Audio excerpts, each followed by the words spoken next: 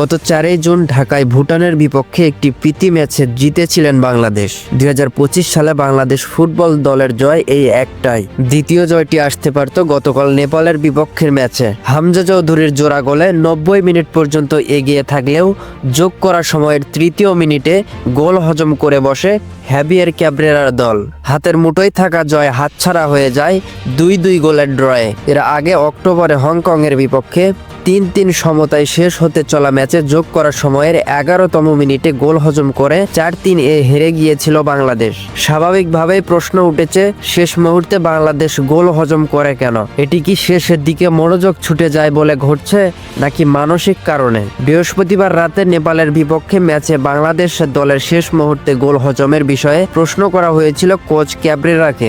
Spanish coach মানসিক সমস্যার বিষয়টি উড়িয়ে দিয়েছেন। এমনকি এই দিকটি নিয়ে তার দল অনুশীলন করেছে বলেও জানালেন তিনি বলেছেন, আমি বলবো না এটা মানসিক সমস্যা। অনুশীলনে এবং ম্যাচে আমরা শতবার এই ধরনের আক্রমণ ঠেকানোর অনুশীলন করি, কিন্তু যে কোনো ম্যাচে এমন ঘটনা ঘটতেই পারে। তবে হ্যাঁ, এটা সত্যি যে সাম্প্রতিক সময়ে এটা বারবার ঘটেছে, কিন্তু আমি মনে করি না এটা মানসিক সমস্যা।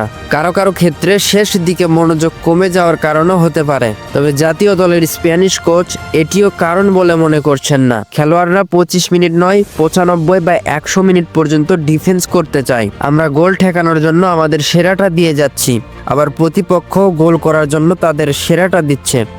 এটা দুই দলের জন্যই সামনে সমান পরিস্থিতি। নেপালের বিপক্ষে ম্যাচটি ছিল ফিফা প্রীতি। আগামী মঙ্গলবার ভারতের বিপক্ষে হতে যাওয়া ম্যাচটি এশিয়ান কাপ বাছাইয়ের। বাংলাদেশ কোচ বলেছেন, শেষ দিকে গোল হজমের পুনরাবৃত্তি কাজ করবে তার দল। তিনি আরও বলেন, আমরা ভুলগুলো বিশ্লেষণ করব, ভিডিও দেখে প্রস্তুতি নেব, যেন ভারতের বিপক্ষের ম্যাচে এমনটা না ঘটে।